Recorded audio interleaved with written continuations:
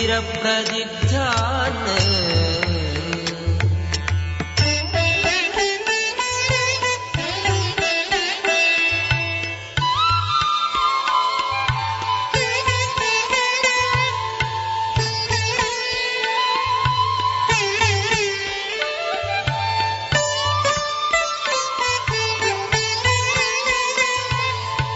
न चैतद्विद्मः कतरन्नो गरीयो यद्वा जयेम यदि वा नो जयेयुः यानेव हत्वा न जिजीविषामः तेव स्थिता प्रमुखे धार्तराष्ट्राः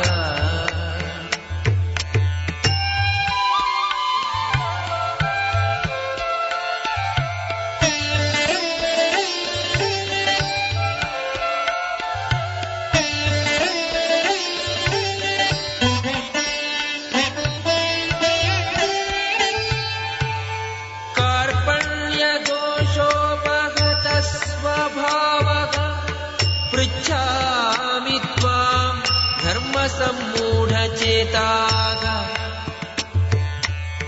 यच्छ्रेयस्यान्निश्चितं ब्रूहि तं मे शिष्यस्तेऽहं शाधि मां त्वां प्रपन्नम्।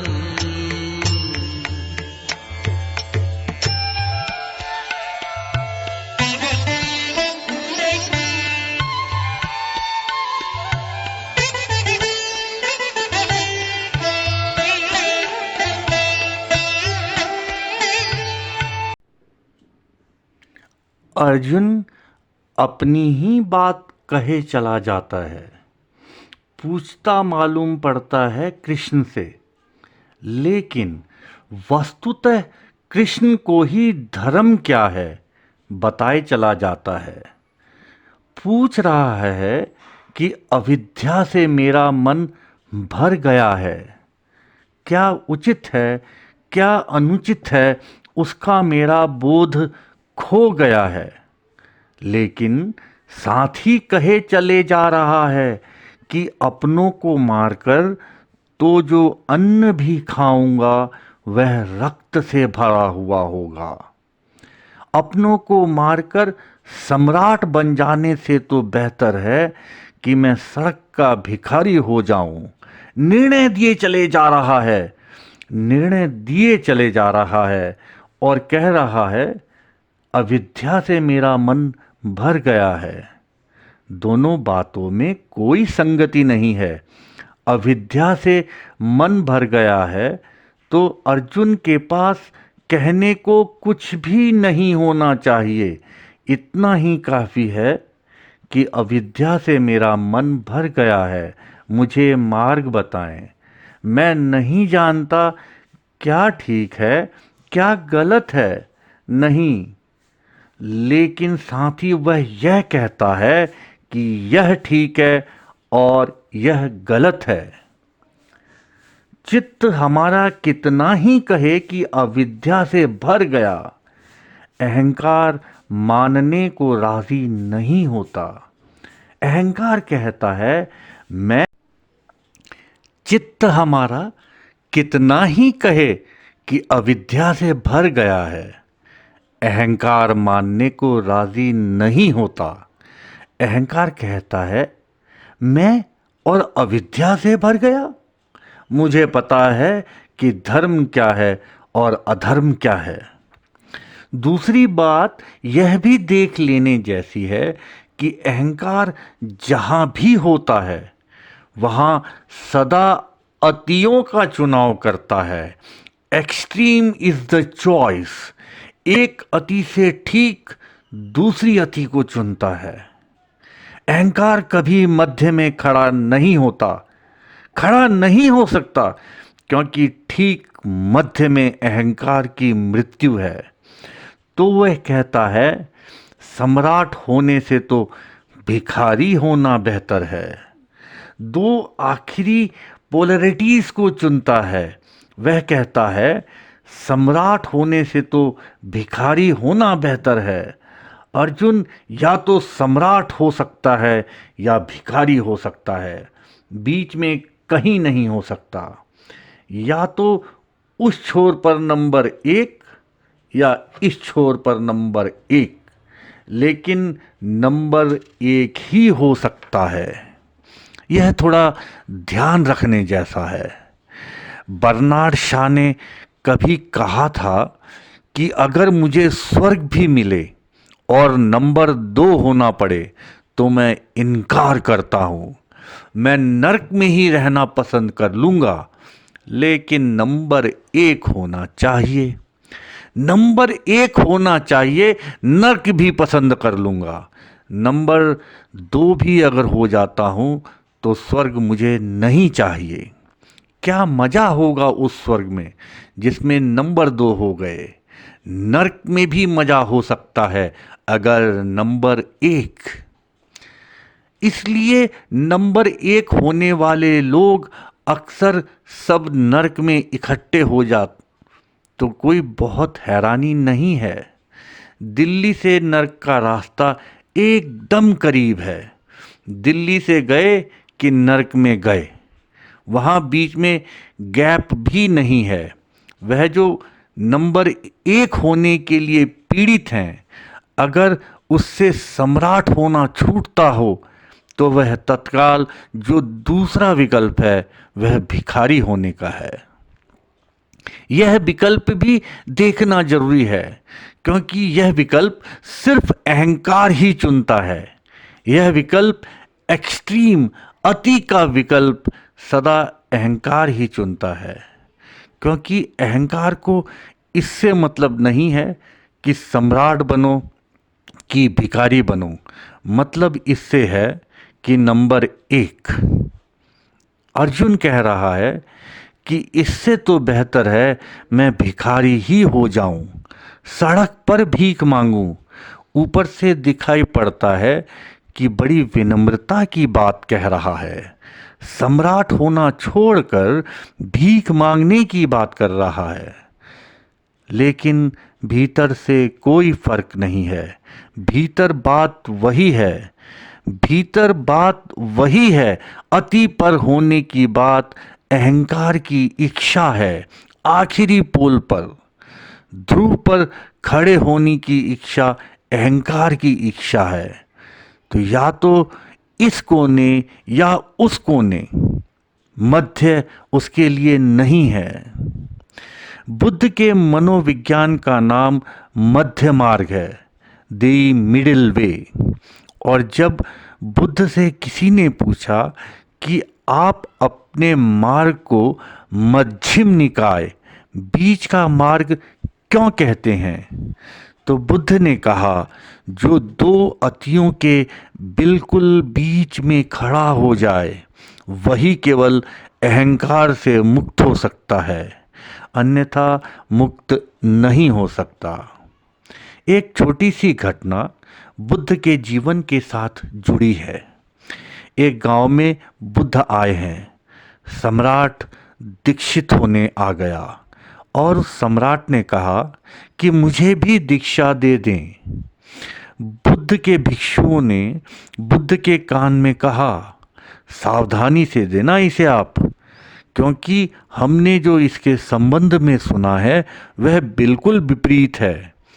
यह आदमी कभी रथ से नीचे नंगे पैर भी नहीं चला है। यह आदमी अपने महल में जो भी संभव है सारे भोग के साधनों में डूबा पड़ा है। यह अपनी सीढ़ियां भी चढ़ता है तो सीढ़ियों के किनारे रेलिंग की जगह नंगी स्त्रियों को खड़ा रखता है, उनके कंधों पर हाथ रखकर चढ़ता है। जरा इससे सावधान रहना।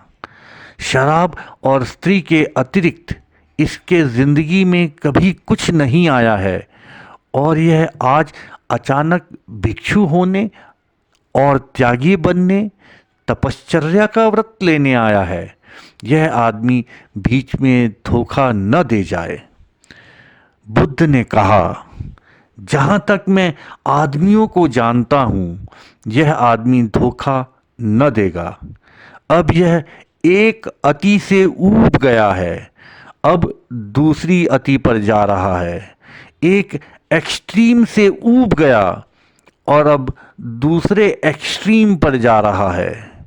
पर उन्होंने कहा, हमें संदेह होता है क्योंकि यह कल तक बिल्कुल और था। बुद्ध ने कहा, मुझे संदेह नहीं होता। इस तरह के लोग अक्सर ही अतियों में चुनाव करते हैं। भय मत करो। उन्होंने कहा, हमें नहीं लगता कि यह भीख मांग सकेगा, सड़क पर नंगे पैर चल सकेगा, धूप छांव सह सकेगा, हमें नहीं दिखाई पड़ता। बुद्ध ने कहा, यह तुमसे ज्यादा सह सकेगा। हंसे वे सब।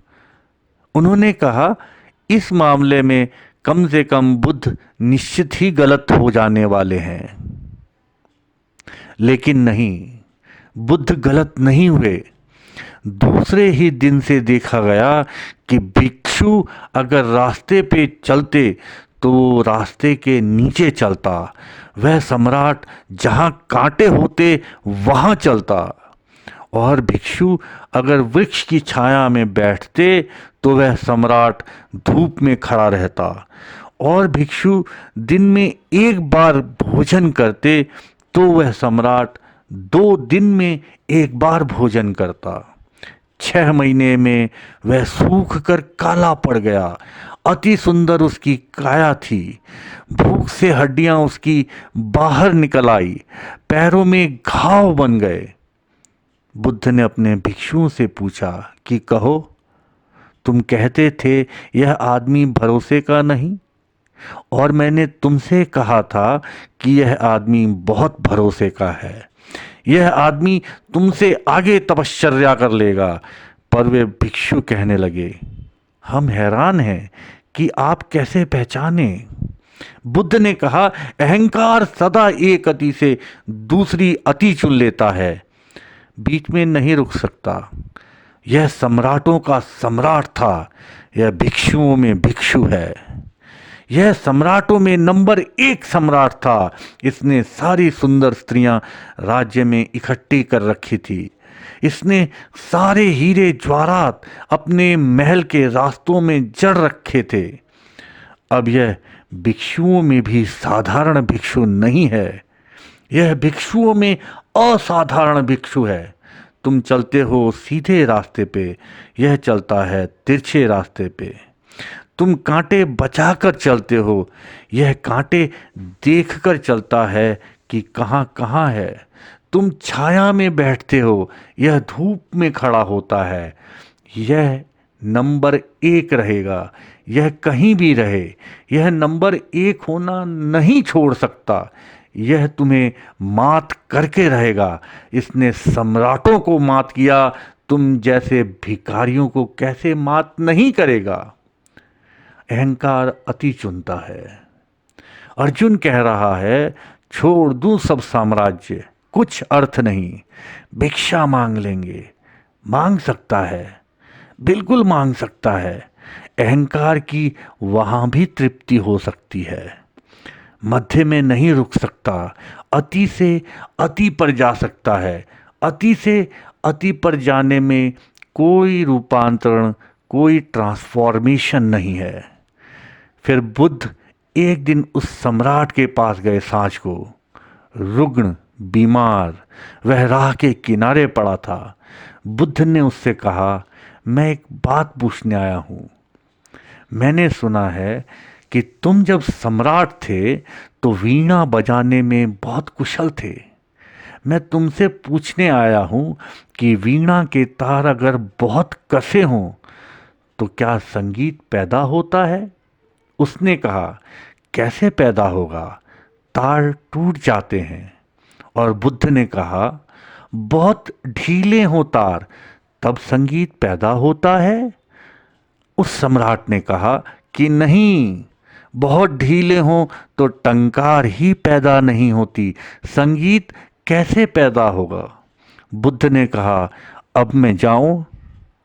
एक बात और तुमसे कहकर जाऊं कि जो वीणा के तारों का नियम है, न बहुत ढीले न बहुत कसे, अर्थात न कसे न ढीले, बीच में कहीं, जहाँ न तो कहा जा सके कि तार कसे हैं और न कहा जा सके कि तार ढीले हैं। ठीक मध्य में जब तार होते हैं तभी संगीत पैदा होता है। जीवन की वीणा का भी यही नियम है। काश अर्जुन बीच की बात करता तो कृष्ण कहते, जाओ, बात समाप्त हो गई, कोई अर्थ न रहा। लेकिन वह बीच की बात नहीं कह रहा है। वह एक अति से दूसरी अति की बात कर रहा है। दूसरी अति पर अहंकार फिर अपने को भर लेता है।